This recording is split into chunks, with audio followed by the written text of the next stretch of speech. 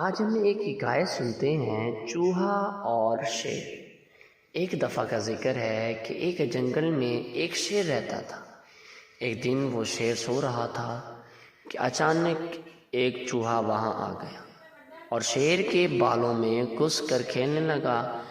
اچانک شیر کی آنکھ کھل گئی اور اس نے چوہے کو پکڑ لیا۔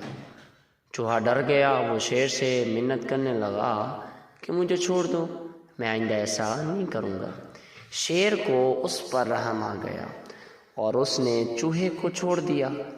چوہا جاتے جاتے شیر سے کہنے لگا کہ میں اس احسان کا بدلہ ضرور دوں گا۔ شیر ہنس پڑا اور ایک دن کچھ شکاری جنگل میں آ گئے۔ انہوں نے جال ڈال کر شیر کو پکڑ لیا۔ وہاں اچانک وہی چوہا بھی آ گیا جی۔ اس نے اپنے دانتوں سے جال کو کاٹ دیا۔ اس طرح شیر آزاد ہو گیا اور شیر نے چوہے کا شکریہ ادا کیا اور چوہے نے کہا کہ کوئی بات نہیں، ایک دن آپ نے میری مدد کی تھی اور آج میں نے آپ کی مدد کر دی، اس میں شکریہ کس بات کا۔ جنگل اچانک ڈر جانا، احسان بدلہ شکاری، جال آزاد، شکریہ مدد کرنا۔